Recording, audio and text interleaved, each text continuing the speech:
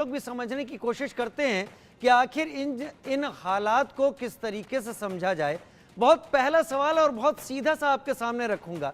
घाटी में लगातार आतंकवाद को बढ़ावा देने वाला पाकिस्तान आखिर अब जम्मू रीजन को एस्केलेट करके क्या दिखाना चाहता है और किन वजहों से जम्मू में फिर से टेररिज्म को रीएक्टिवेट किया जाने की कोशिश की जा रही है? के किसी साहब। राजीव जी, जय हिंद।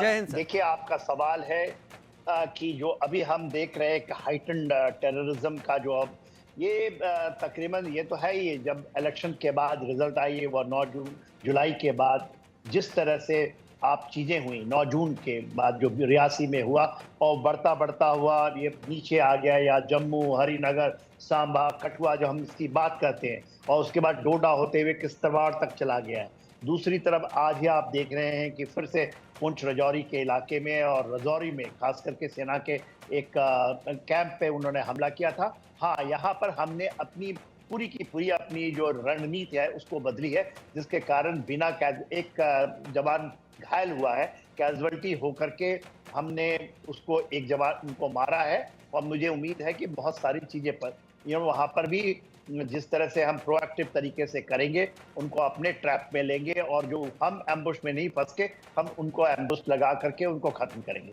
अभी बात जो आपकी मेन है कि क्या हुआ और किस तरह से चीजें होंगी। देखिए, एक तो है कि अपने इलाके में ऑपरेशंस चलाना, जिसको ऑपरेशन ऑल आउट के तहत है। इन चीजें हैं, ये 3 भागों में मेजर ऑपरेशंस होते हैं। एक तो अक्रॉस है और एक है online on the LOC and IB, और तीसरा है आपके अंदर के इलाके में। तो 2 जो मेन इलाका है, क्योंकि हमने ये लिया है, सेल्फ मॉनिटोरियम ले रखा था, और 2021 के बाद फरवरी में जब हमने सीज फायर किया, उनके साथ एक समझौता हुआ और अभी भी उसकी एब्रोगेशन नहीं हुई है, वो हटी नहीं है। अभी सीज फायर को हम ये मानते हैं कि अभी तक वो बरकरार है, ना तो हमें फायर करने की छूट है, वो भी फायर नहीं कर रहे हैं। तो उनको एक मेजर उससे फायदा मिलता है, बहुत बड़ा फायदा, जिससे क्योंकि उनके कोई भी जो कैंप्स हैं उसको आप हिट नहीं कर सकते, उनके लॉन्चिंग पैड को आप हिट नहीं कर सकते। यदि आप जानते भी हैं कि वहां जमावड़ा है तो आपके हाथ बंधे हुए हैं, इसलिए हाथ बंध गए। अभी हमें जो भी करना है अपने इलाके में करना है, और इस इलाके में जो चीजें अभी आप देख रहे हैं उसका मेन कारण है एक ऑपरेशन रोशनी चलाई थी, और वो उस समय हुआ था जब PDP और नेशनल कॉन्फ्रेंस की गवर्नमेंट होती थी, और उसमें इन जितने भी रोहिंग्यास हैं या जो ये इनके इस तरह के किरदार के लोग हैं जो कि जिहाद से वास्ता रखते हैं, इन जगहों में उनको अलॉटमेंट हुआ, वो वही नाले, वही जगह जहां से इन्फिल्ट्रेशन होती है। तो ये ग्रिड का बदलना उसका मेन रीजन है, क्योंकि ऑपरेशन रोशनी जो इन्होंने चलाई थी उसका मतलब ही यही था, और उसको हम अभी तक चेंज नहीं कर पाए हैं। मेरा उम्मीद है कि एब्रोगेशन आर्टिकल 370 और 35 के बाद जो आपने कहा ना कि पनाह ना ले पाए, उनको वो तरसें, नॉट तरसें, उनको तड़ तड़ का आप मारिएगा, और यही तरीका को वो जिहाद के लिए आए। तो ऐसा माना जा रहा है कि अभी जो फॉरेन टेररिस्ट हैं उनकी संख्या 50 से 80 तक होगी। तो तकरीबन वो 3 या 4 के जोड़े में जो बड़ी पेयर्स के अंदर में ऑपरेट करते हैं गुफाओं से। यदि आप जाएंगे, खास करके पुंछ राजौरी के अंदर में कृष्णा घाटी है, भाटा धुरिया का इलाका है, नाड़कासा है, तो ये घने जंगल हैं। जो हिल काका है, वहां पर एक ऑपरेशन चलाया गया था 2003 में, मेजर ऑपरेशन। और आपने बताया कि इतनी सेनाएं आ रही क्योंकि इनको उस समय पूरा का पूरा सफाया किया गया था। उसमें आर्टिलरी की यूज हुई थी, उसमें एयरफोर्स यूज हुआ था, और इनको तकरीबन ये मान लिया गया था। उसको हमने बहुत लंबे समय तक इन जगहों में कुछ नहीं हुआ, मगर परिस्थितियां बनने के बाद और खास करके ऑपरेशन रोशनी के तहत इन इलाकों में, इन रीचेस के अंदर में वो OGWs हैं, ओवरग्राउंड वर्कर्स हैं, या उन लोगों को बताया गया जो कि सिंपैथी रखते हैं, जो इनको चलाते हैं, और वहीं से उनको गाइडेंस मिलती है, उनको राशन मुहैया किया जाता है, लॉजिस्टिक सपोर्ट मिलता है, उनको गाइडेंस मिलती है, उनको खबरें मिलती हैं, और उनको लाया जाता है। तो यदि हम इसको प्रहार करना है तो आपका प्रहार इतना ही होगा। देखिए, आपको पता होगा, यदि आपके पास समय है तो मैं बताऊं कि कुछ चीजें ऐसी हुई कि जब आप OGW के ऊपर कार्रवाई करते हो तो जीरो टॉलरेंस के ऊपर में आपको छूट नहीं थी। सेना के ऊपर भी इंक्वायरीज करी गई, क्या आप इनको कुछ नहीं करेंगे? तो देखिए, यदि आप इनको जो मुहैया करवा रहे हैं, जो चीजों को दे रहे हैं, गाइड कर रहे हैं, इंफॉर्मेशन दे रहे हैं, उनके ऊपर यदि सेना कार्रवाई नहीं कर सकती, पुलिस नहीं करती और सेना को पुलिस के तरीके से लड़ने के लिए बाध्य किया जाएगा, तो ये चीजें कैजुअलिटी आपको जी लेनी पड़ेगी, जी क्योंकि वो एक एक मिलिट्री की तरह लड़ रहे हैं, हम एक पुलिस की तरह लड़ाई लड़ रहे हैं। हमारे वहां पर हमारे ऊपर बहुत बड़ी पाबंदियां नहीं, हैं। आपने बहुत अच्छा पॉइंट यहाँ पर उठाया। मेरा भी इसमें सीधी सी लाइन यही होगी, गैर वाजिब लोगों से वाजिब तरीके से नहीं निपटा जा सकता।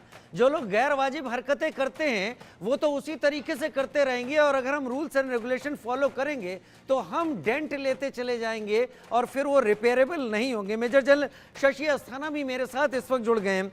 मेजर जनरल शशि अस्थाना, जो कुछ भी अभी जम्मू रीजन में हो रहा है, नौशेरा, सुंदरबनी या राजौरी, इसको छोड़ा जाए, पुंछ की तरफ आगे बढ़े, केजी सेक्टर, भेम्बर गली, ये सारे एरियो में जो ये पीओके से लोग आ रहे हैं, क्या ये वाकई टेररिस्ट हैं या फिर ये पाकिस्तानी रेगुलर्स हैं?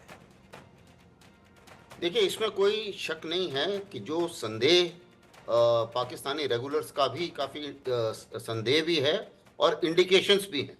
अगर आप देखिए, जो अभी एम्बुश लगाने का इनका तरीका जो है, जो हथियार इनके पास हैं, जो कम्युनिकेशन सिस्टम है, और कम्युनिकेशन सिस्टम इनका भी एनक्रिप्टेड कम्युनिकेशन सिस्टम है, यानी कि अगर उसको कोड नहीं किया जा सकता, डिकोड नहीं किया जा सकता।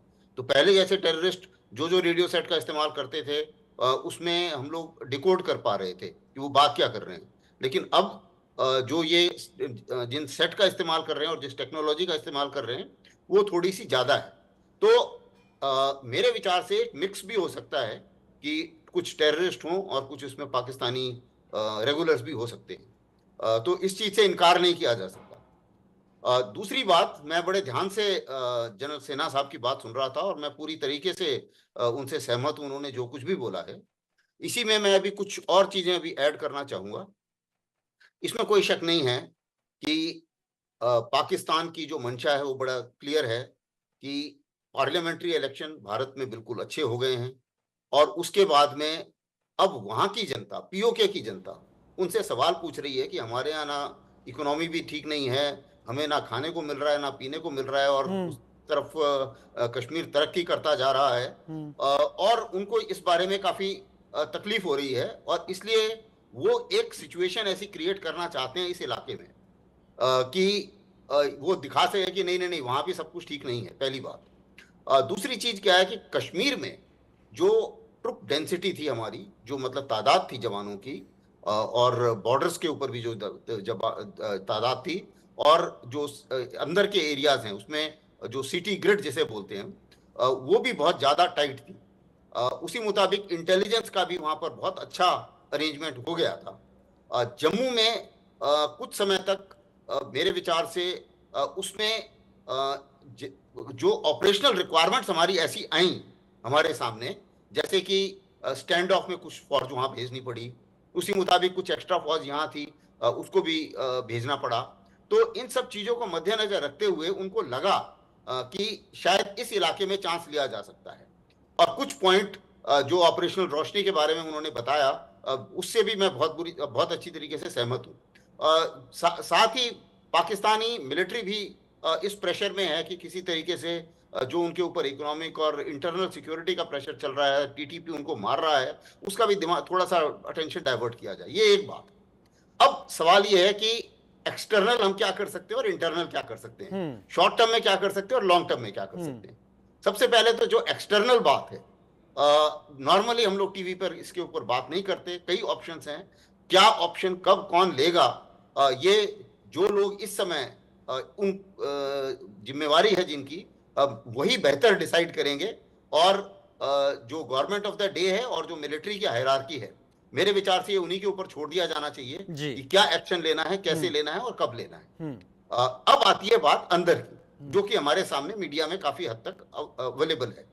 ट्रुप डेंसिटी बढ़ाई जा रही है, आपने देखा, पैरा कमांडोज का भी तादाद बढ़ रही है, कुछ फोर्सेस भी भेजे जा रहे हैं, और कुछ मेरे विचार से इंटेलिजेंस की एजेंसीज भी अपना जो वो भी बढ़ रही हैं। टेक्नोलॉजी का भी अच्छा इस्तेमाल किया जा रहा है, कुछ और टेक्नोलॉजी के लोग भेजे जा रहे हैं टेक्नोलॉजी से। दूसरी चीज, हम लोगों ने बहुत पहले वहां पर विलेज डिफेंस कमेटीज हुआ करती थी, वो अभी बीच में मेरे विचार से कुछ हद तक उसमें कमजोरी आई थी। अब शायद दोबारा से उसको एक्टिवेट करना पड़ेगा। कुछ जगह जहां पर विलेज डिफेंस कमेटी एक्टिव थी, उस इलाके में थोड़े टेररिस्ट जो हैं वो डर के भागे थे। एक दो इंसिडेंट अभी कुछ ही समय में ऐसे भी सामने आए हैं, तो इसका टेररिस्ट मतलब वाकई ये भी डर के थोड़ा सा। भागेंगे कि नहीं भागेंगे, मेजर जनरल शशि अस्थाना, वो थोड़ा सा उसके ऊपर काफ़ी हर एक की अपनी अलग अलग राय है, क्योंकि इस बार टेररिस्ट ने जंगलों का रास्ता चुना है। वो हेबरनेशन में पड़े रहते हैं कई लंबे समय तक, फिर कमांड मिलती है, उसके बाद एक्टिविटी करते हैं, फिर उसके बाद कहीं छुप जाते हैं, तो उनको ट्रेस कर पाना मुश्किल हो रहा है। ये मैं यहाँ पर बात करूँगा मेजर जनरल के सिन्हा, आपने अभी शुरू में ये कहा कि सीज फायर के चलते हमारी भी बंदूकें खामोश हैं, उनकी भी बंदूकें खामोश हैं, कुछ इस तरफ से हो नहीं रहा। लेकिन दरअसल सीज फायर तो तोड़ना तभी मान लेना चाहिए था जब एक भी टेररिस्ट उसके बाद से इधर आया, या एक भी ड्रोन इधर हथियार लेकर आया। सीज फायर को तभी टूटा हुआ मान लेना चाहिए था। इस सीज फायर ने भारत का कितना फायदा किया है, क्योंकि पाकिस्तान ने सीज फायर की आड़ में अपनी फोर्स की कम नफरी को तो डूरन लाइन पे लगा दिया, टीटीपी और अफगानिस्तान के साथ मुकाबला करने पे, और इधर वो रेस्ट एश्योर्ड हो गया कि यहां से भारत कुछ करेगा नहीं। तो ये तो भारत के लिए नुकसानदेह है। मेजर जनरल के सिन्हा। राजू साहब, आप बहुत सही फरमा रहे हैं और उसका आकलन भी आपने कहा है, आपने इसकी भूमिका दी है। देखिए, ये हमें कब ये आया, ये फरवरी 2021 में एब्रिगेशन ऑफ आर्टिकल 370 और 35, आपको पता ही है, हमारे 5 अगस्त 2019 के बाद, और बहुत ऑपरेशंस बहुत तगड़े चले, ऑपरेशन ऑल आउट, जो कि बुरहान वानी के बाद का समय था, दौर था, और तकरीबन 4 साल उसके बाद हमने ऐसा मान लिया। और इसमें जो जब हमारा ये हुआ सीज फायर, तो इसमें बहुत सारे वेस्ट एशिया के देश थे, जिसमें यूएई थे, कतर, ये सब इन्वॉल्व थे। और उनके कारण बाजवा साहब ने कहा कि गलतियां हो गई, हम गलती को सुधारना चाहते हैं, और हमने शायद उस ट्रैप में आकर के कर लिया, क्योंकि हम इन चीजों को अपने, मैं वर्ड यूज करता हूं, सेल्फ मॉनिटोरियन। हम लोग अपनी वो गांधीवादी विचारधारा से ये लेकर के चलते हैं कि हमें इसको मौका देना चाहिए। तो देखिए, ये गलतियां तो हैं, ये मेजर फॉल्ट है।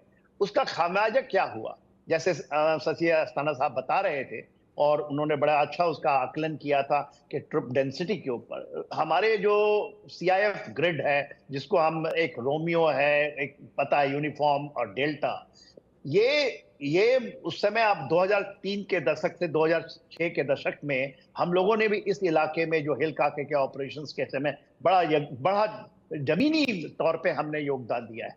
तो वो जो दौर था ना, जो सफाई का दौर, और क्योंकि वहीं से पनपा था पूरा का टूरिज्म, और वो हिंटरलैंड में चला गया। अभी वो हिंटरलैंड आपको दिखाई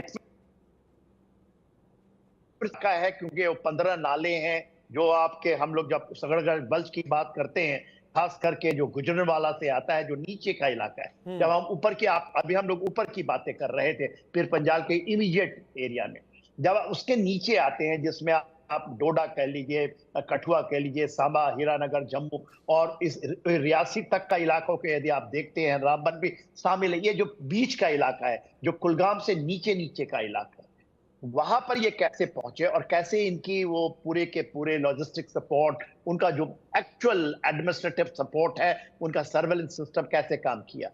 और आपने शुरुआत की थी अपनी बात से कि ऐसा लगता है कि पाकिस्तान की सेना ये मान के चलिए, वो बैट एक्शन, एक bat action border action team बनाते थे, और बॉर्डर एक्शन टीम में उनके कमांडोज, रिटायर्ड कमांडोज भी होते हैं, और उनके अंदर में इसका मिक्स होता है, जो आतंकवादी वो जिहादी है। आतंकवादी कहना ये भी गलत होगा हमारे लिए, वो ये टोटल के टोटल ये हैं, जिहादी हैं, जिनका मजहब से लेना देना है, और उनको उनकी संरक्षणें मिलती हैं। देखिए, यदि हमारी आकलनों में हम इसको मिलिटेंसी लें, टेररिस्ट लें, हाइब्रिड कहें, तो ये थोड़ी जायती होगी। अभी क्या हुआ है, जब पूरी दुनिया के अंदर में, खास करके जो हमारा नॉर्दर्न फ्रंट है, उसमें हम जब एग्रेसिव हुए, हमने, जैसे अस्थाना साहब ने बताया कि कुछ हमने पुल आउट किया और वहां पर एग्रेसिव तरीके से कर रहे हैं, तो पाकिस्तान ने शहबाज शरीफ के को तलब की थी, और कियानी साहब भी बुलाया गया वहां पर। और अभी जो है ये मेरा मानना है कि जो इस्लामिक स्टेट खुरासान प्रोविंस जो है, जो कि बेसिकली जो अब आपको इजराइल के आसपास भी आप देखिए, वेस्ट एशिया में जो कुछ कर रहे हैं, जो मॉस्को में हुआ है टेररिस्ट अटैक, मेरा मानना है और मेरी अपनी भी कुछ ऐसी जानकारियां हैं कि ये उनके एलिमेंट भी इसमें था, और वो एब्सोल्युटली आप वो फौज से भी ज्यादा खूंखार, क्योंकि उनके पीछे जिहाद का एक सोच है। एक सोच होती है ना कि आपको रिलीजियस फैक्टर को ऐड किया गया है। बहुत, वो तो मरने मारने के लिए आए हैं, वो तो जिहाद करने आए हैं ना, और वो आपको पुल आउट कर रहे हैं, एम्बुशेस में फंसा रहे हैं, और हम एम्बुश में, हम क्योंकि मोर हमारा जो एक चेंज हो चुका है ना कि हम पुलिस फोर्स की तरफ और इसमें आर्मी की कहीं गलती नहीं, हमारी लीडरशिप की, क्योंकि आपको ऐसे यूनिफाइड कमांड से, ऐसे ही यदि ये चलेगा यूनिफाइड कमांड से, जिसमें जाद में आपको ये मिलेगा जो मिलता है कि आप इसको इस तरह से करें, इस तरह से करें, तो फौज अपनी चीजों को छोड़ करके उन चीजों को अडॉप्ट करता है जिसके अंदर, क्योंकि उसके ऊपर बहुत प्रेशर है। वो यदि पकड़ता है किसी ओजीडब्ल्यू को तो उसका काम नहीं होता, उसके ऊपर इंक्वायरियां बैठ जाती है, थोड़ी सी कुछ जायती हुई तो सब पीछे पड़ जाते हैं। तो इसको मैं हाथ के पीछे, और इसमें हमारे जो सीनियर लीडरशिप है वो भी प्रेशर्स में आ जाते हैं। तो ऑपरेशंस का कारण यही है, इसका मेन कारण है। मगर हम आज के दिन में हमारे भी लीडरशिप बहुत अच्छी है, बहुत तगड़ी है, बहुत शार्प है, बहुत एक्सपीरियंस्ड है, मगर वो इन चीजों को, क्योंकि उनको ऐसा लगता है कि शायद देश की पॉलिसी है, इस पॉलिसी को करना है, हमने इस तरह से करना है, मगर पॉलिसी तो हमें बदलनी पड़ेगी, क्योंकि अदरवाइज ये चीजें हमें और भी नुकसान देगा, क्योंकि हम अपनी टेरिटरी में, क्योंकि हम अपनी टेरिटरी जब तक पाकिस्तान को देते रहेंगे इस वॉर को अंजाम देने के लिए, जो कि स्यूडो वॉर कहा जा सकता है, तब तक हमें घाव खाने ही पड़ेंगे। हम क्यों नहीं पाकिस्तान की टेरिटरी में जाकर इसका जवाब देने की कोशिश करते? पाकिस्तान सारी एक्टिविटी हमारी टेरिटरी में करता है। मेजर जनरल शशि अस्थाना, ये कोई आम टेररिस्ट नहीं लगते जो कि रिलीजियस बुक से पढ़े हुए और धार्मिक आधार पर बरगलाए हुए ये टेररिस्ट हो। ये पाकिस्तानी सेना के इसलिए समझ में आते हैं कि पुंछ में जो एयरफोर्स के काफिले पर हमला हुआ, ऐसी टेररिस्ट एक्टिविटी वाले जोन में जो आर्मी के ट्रक्स होते हैं, जो उनके ड्राइवर्स होते हैं, कैपेबल होते हैं, ट्रेंड होते हैं, उन्हें पता है कहाँ किस तरीके से गाड़ी को चलाना है, कहाँ पर किस तरीके से खुद को सेव करना है, अपने साथ बैठी हुई फोर्स को सेव करना है, उसको अगर सीधा हेडशॉट मारा जा रहा है ड्राइवर की, और वही चीज़ अगर कठुआ में हो रही है, अगर आप एक्सक्लूड कर दे रियासी को जिसका ड्राइवर एक सिविलियन था, तो ये पूरी तरीके से स्नाइपर्स का काम हो सकता है। यानी अगर मैं ये कहूं कि पाकिस्तान की फोर्स बंकर बनाकर हमारी टेरिटरी में छिपी हुई है, क्या गलत होगा? देखिए, कंफर्म तौर पर तो नहीं कह सकते कि ये पाकिस्तान की फौज ने ही किया है, लेकिन मैं आपकी बात, कई बातों से जो आपने भी कही, मैं बहुत पूरी तरीके से सहमत हूं। सबसे पहले तो सीज फायर, इसमें कोई शक नहीं है कि एक बार टेररिस्ट इधर आ गया, बैट एक्शन हो गया, हमारे हिसाब से सीज फायर वायलेट हो गया है। अब उसके ऊपर पनिशमेंट किस तरीके की होनी चाहिए, ये हम छोड़ेंगे अभी के कमांडरों के ऊपर के वो डिसाइड करने के लिए, पहली बात।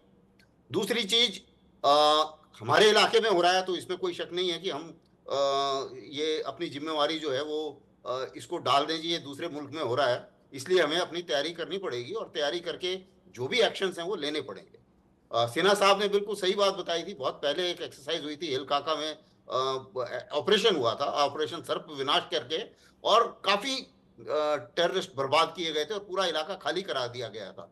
तो जाहिर है कि कुछ ना कुछ प्लानिंग हो रही होगी कुछ इसी किस्म की कार्रवाई दोबारा से करने की। तीसरी बात, एक चीज और मैं बताना चाहूंगा, ये थोड़े बड़े पैमाने पे मतलब सोच पे है, और जो देशवासियों को भी थोड़ा सा इसका अंदाजा होना चाहिए। देखिए, हम बार बार बोल रहे हैं कि ट्रुप डेंसिटी कम हो रही है, उसके कुछ कारण जो हैं वो मेरे विचार से गवर्नमेंट को भी अभी सोचना पड़ेगा। कोविड के बाद 2 साल हमने रिक्रूटमेंट नहीं किया, फौज की नफरी तकरीबन 1 लाख से ज्यादा कम हो गई। तो अगर सिक्योरिटी चैलेंज हमारे ऐसे हैं जहां पे चीन, 2 कंट्री हैं, 2 देश हैं हमारे बॉर्डर पे, जो दोनों न्यूक्लियर हैं, दोनों से हमारी बाउंड्री लगती है, दोनों के साथ बाउंड्री डिस्प्यूट है, और दोनों आपस में मिले हुए हैं, तो ऐसी सिचुएशन में वर्ल्ड में कोई भी देश ऐसा नहीं है जो हो भारत के अलावा। तो उस हालत में ये सोचना, बहुत लोग, कुछ पॉलिटिशियंस ऐसा सोचते हैं कि यार फौज को अब कम कर देना चाहिए, टेक्नोलॉजी बढ़ रही है। मेरे विचार से जो सिचुएशन हमारी अभी नॉर्दर्न बॉर्डर पे है, लाइन ऑफ एक्चुअल कंट्रोल में हमें आदमियों की जरूरत है ब्लॉक करने के लिए, मूवमेंट ब्लॉक करने के लिए। तो जो हमारी एक जो है ना इन्फेंट्री डोमिनेंट फौज, वो रहेगी और उसकी हमें जरूरत है, और हम आदमी कम नहीं कर सकते चाहे, और उसकी कॉस्ट भी बढ़ रही है, सिक्योरिटी की कॉस्ट बढ़ रही है। जब चीन अपना डिफेंस बजट की परसेंटेज बढ़ा रहा है, पाकिस्तान बढ़ा रहा है, तो जाहिर है कि हम नहीं बोल सकते कि जी 2% से कम में हमारा काम चल जाए। उसी मुताबिक सर के सिन्हा साहब, ये चीजें वाकई टेलीविजन शोज या पेपर में डिस्कस नहीं होती कि किस तरीके से अपना ऑफेंसिव सामने लाना चाहिए, लेकिन फिर भी आपको क्या लगता है इसका हल क्या हो सकता है एज एन एक्सपर्ट? क्योंकि मेरा मानना है कि एलएसी हो या एलओसी, हम दोनों तरफ पाकिस्तान के साथ साथ पीएलए से भी निपट रहे हैं।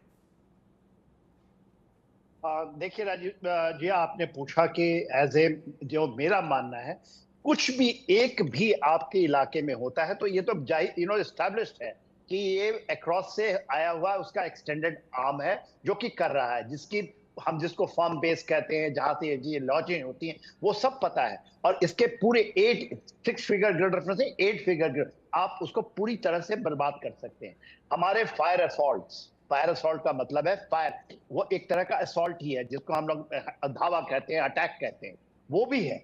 उसके अलावा फिजिकल अटैक, तो एक भी गलती का रिट्रीब्यूशन कभी दोगुना होना चाहिए। यदि उन्होंने एक एक्शन किया है तो हमारे मिनिमम, अदरवाइज 3 टाइम्स यदि आप करते हैं तभी आप डिटरेंस, एक ग्रिड है कि यदि आप ऐसे करेंगे तो आप दुश्मन के मन में ये डालेंगे कि हम ये चीज नहीं कर सकते। देखिए, जब हुआ है आपकी कोई भी लड़ाई हुई, 71 की लड़ाई हो, कारगिल वॉर हुआ हो, या हमने जब सर्जिकल स्ट्राइक किया बालाकोट, जबकि वो एक टोकन ही था, क्योंकि 72 घंटे के अंदर में आप ये नहीं कहेंगे कि हमने पूरा हासिल कर लिया है। हमने एक बार एयरफोर्स को किया। अभी की दुनिया में यदि मिलिट्री वॉरफेयर को आप समझें तो उसमें बार बार करना पड़ता है। यदि आप यूक्रेन रशिया की वॉर को देखें, ये तो लाइव चल रहा है ना, हमारे आंखों के सामने चल रहा है, हमें उससे लेसन्स लेने हैं। जो अभी सब कह रहे थे कि हम अपने ट्रुप को कम, उसका कारण था कोविड जो भी हो, फिर ये जो हमारा अपना एक आया अग्निवीर वाला प्रोजेक्ट, उसके कारण हमारी स्ट्रेंथ, और हम लोग ये नहीं है कि हम कोई इंटरवेंशन फोर्स हैं, हमारे फ्रंटियर फोर्सेस हैं। हम फ्रंट को, आपके फ्रंट को हम बचाते हैं, क्योंकि हमें तो ये नहीं है ना, हमारी सोच ही नहीं है। सर माफी के साथ सर, अब समय बहुत हो रहा है, लेकिन मैं ये मानता हूं, मैं ये समझता हूं कि आप लोगों का एक्सपर्टीज और आपने जो अनुभव शेयर किया है वो अपनी सीमाओं में रहते हुए आपने बहुत कुछ आईना दिखाने की कोशिश की है कि हम कहां पर हैं, हमें क्या करना चाहिए और हमको कहां पर अब स्ट्रिक्ट रवैया अपनाने की जरूरत आ पड़ी है। आप दोनों बड़े अधिकारियों का, मेजर जनरल शशि अस्थाना और मेजर जनरल के सिन्हा, बहुत धन्यवाद कि आपने कीमती समय निकाला इस चर्चा में शामिल होने के लिए। फिलहाल हम एक छोटे से ब्रेक की तरफ आगे बढ़ रहे हैं, जल्द हाजिर होते हैं।